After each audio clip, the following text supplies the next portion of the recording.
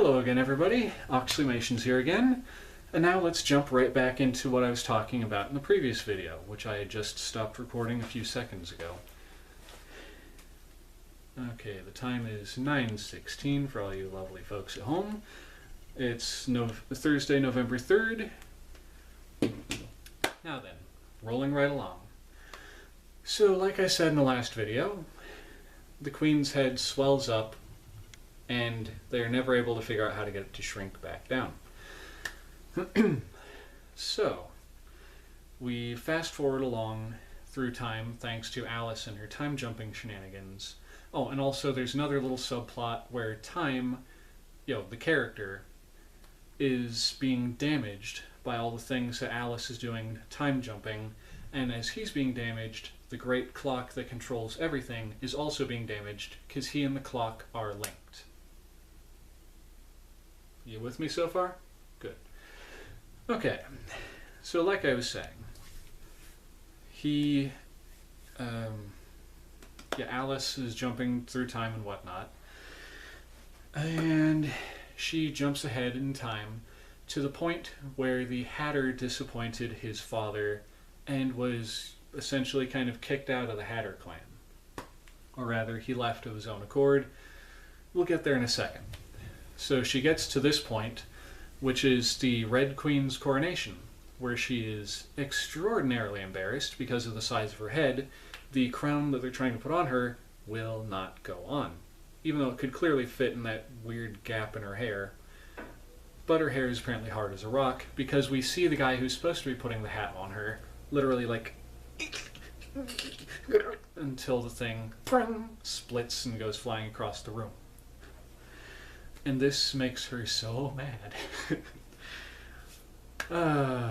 It's so stupid.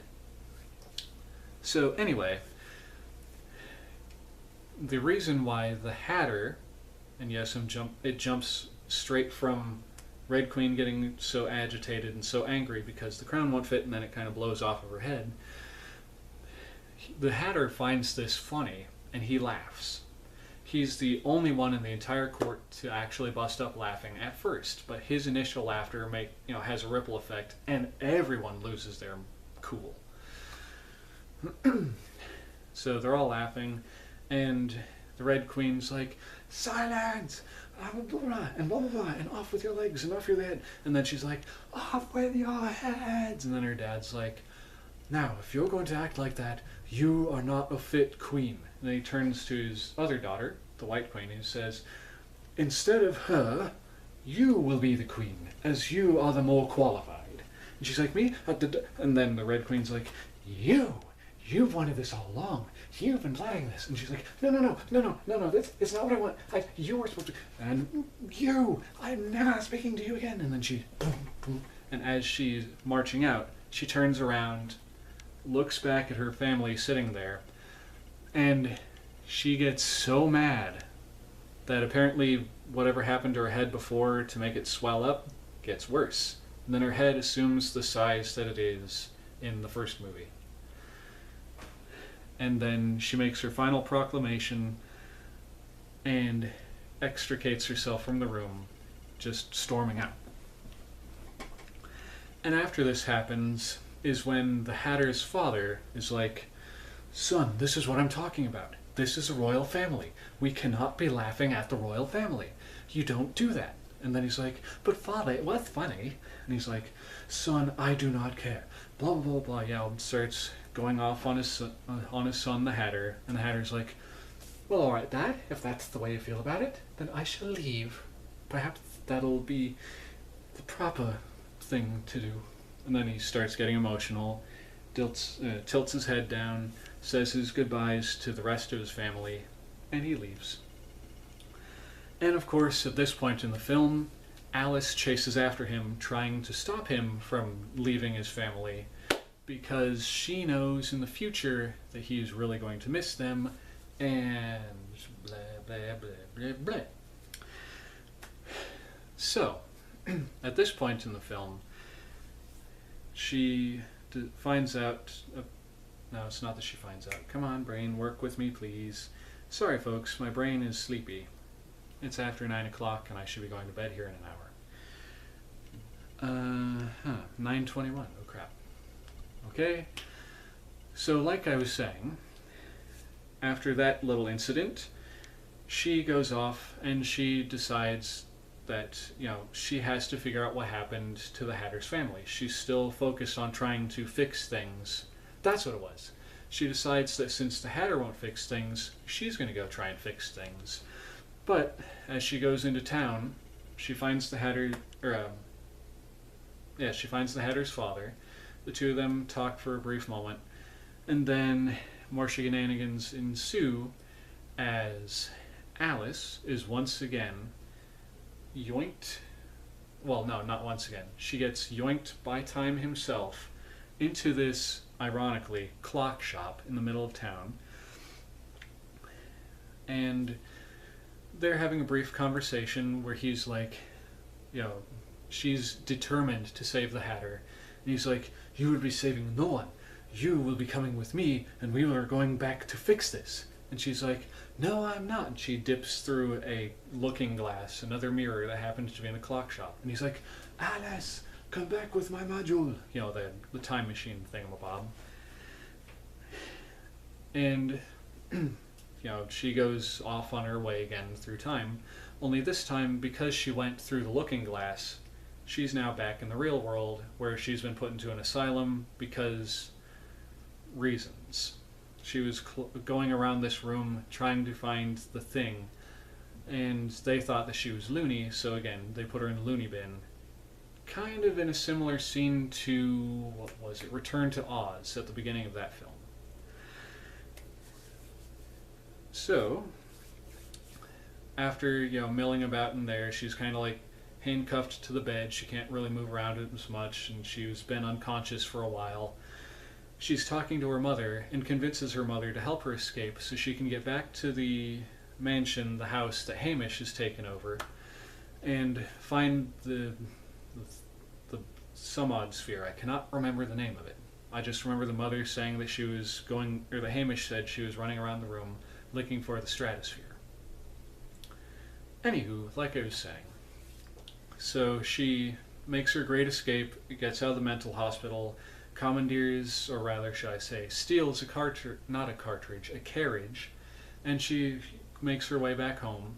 She gets back into her father's office, like I was saying that she did before. She finds the orb thing and dips back through the looking glass in order to start time hopping again to try and find out what happened on the day that, everything went screwy in Wonderland and the day that the Hatter's family disappeared. So, through more shenanigans, she winds up finding out that what happened was, on the day everything went to hell, I'll say, the Red Queen had stolen away the Hatter's family in revenge for when he laughed at her during the crowning ceremony. Ta-da! So, Alice, having found this out, dips back to the present, and she goes back to the Hatter's house, his giant upside-down hat, and she finds out that because she didn't believe in him, he was actually dying. It's kind of almost a moving scene if it weren't for the fact that that things are going to go well and things are going to turn out right because Disney. Though I can't quite say that. There were a couple scenes in other movies where things went bad and they stayed bad.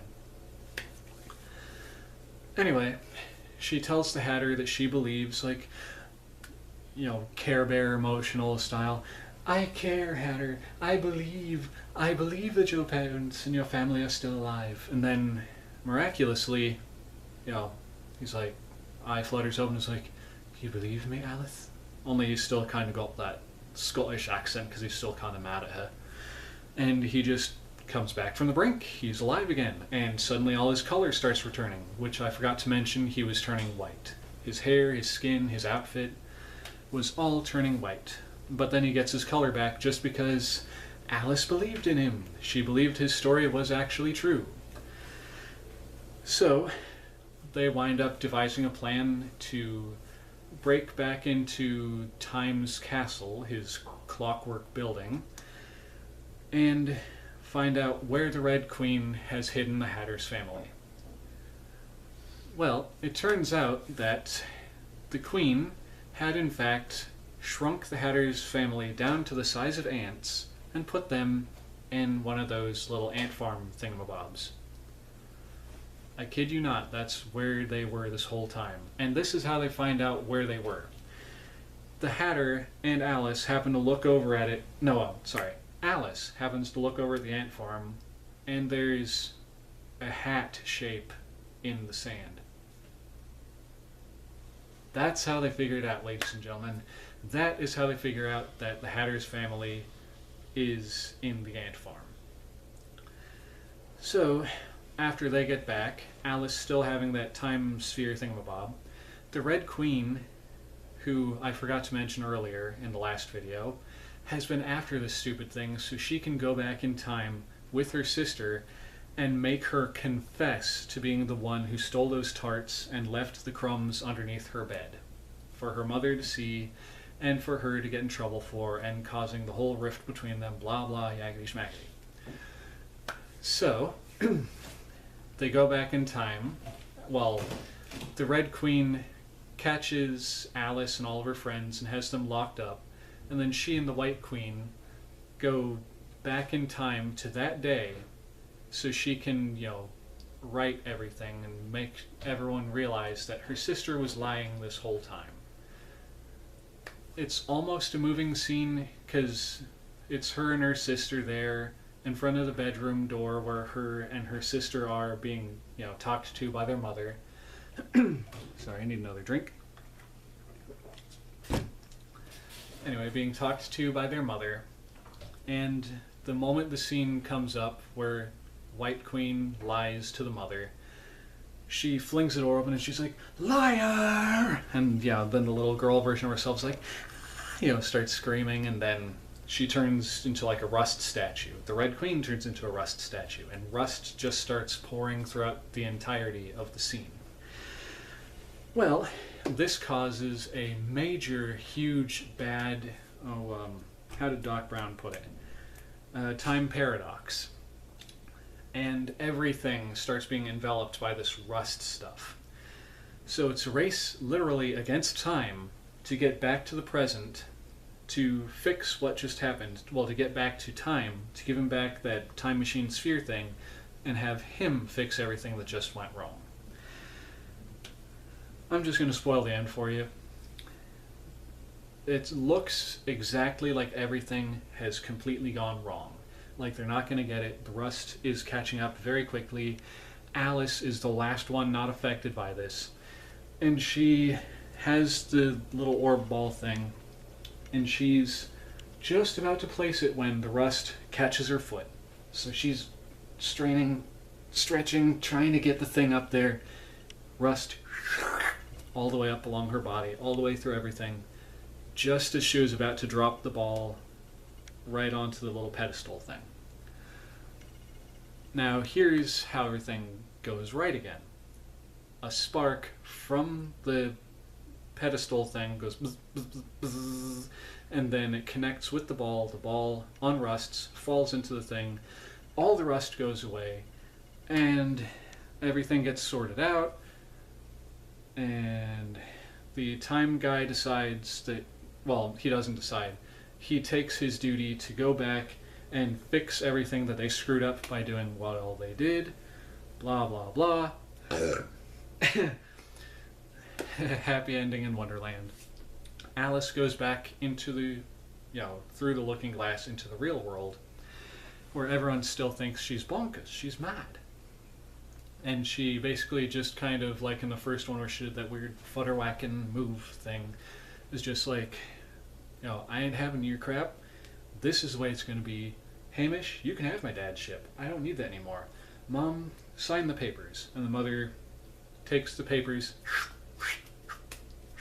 tosses them like confetti, with Hamish going, "No, no, no," freaking out like he does, because he's one of those kind of weird people. He overreacts, is what I'm trying to say here. And Alice lives happily ever after with her mother. They get another ship and they sail off to sea. Ta-da! And the moral of the story is, from what I can gather, one should not obsess over the past. One needs to look to the future. You cannot change the past. The only thing you can do with the past is hope to learn from it. That was the whole story, the whole moral, the whole lesson behind this one. You know, it's all about the past. You cannot change the past. You can only learn from it. One should not dwell upon the past, for it will turn them into a bitter, angry soul like the Red Queen with her big freaking giant head. Yay! Alright, now since I've got about 4 minutes left on this, I will quickly jump into how I almost died at work the other day. That would have been Thursday, I want to say, or Friday of last week. Anyway, here's what happened. So, I'm standing there at my station. I'm working on a press where I have to take these long rubberized metal sticks and I put them on this magnetized conveyor. They go through this heat tunnel, which like kind of makes them gooey, and then they get sprayed with glue and flocking, you know, this weird fuzzy stuff that gets everywhere. Trust me, I work there. And goes along its merry way down to the end where it gets taken by a carousel thing, taken down another conveyor belt and packed away. Sorry, I need another drink. So anyway, I'm standing there minding my own business, you know, putting the parts on the conveyor, watching them go away, keeping everything going smoothly. Everything's fine and dandy. And then suddenly, out of nowhere, behind me to the right, the machine back there just kind of has this bright flash, sparks fly, big bang, electrical buzz, and even just thinking about it now, that wasn't fun. And you know, in mid putting a part on there, I almost bent the thing in half. It's just like 1, 2, bang, and I'm just kind of stiffly standing there, like, what was that? You know, looking back and forth. And then, turns out later on, as they looked into this, there was a leak in the ceiling above this machine, and the water dripping down from that, it was a rainy day, I should mention, you know, stormy and whatnot. As the rain was hitting the roof of the building, it was getting into that crack or crevice or whatever up there, and it was dripping down right on the connection between the electrical cord and the cord from the ceiling it plugs into. So essentially, how can I... Okay. It was somehow, the water was dripping down, like either directly on the gap or on the yellow thing, and as it was dripping down, it was getting right into that crack between them until the point where it made contact with metal and blew up.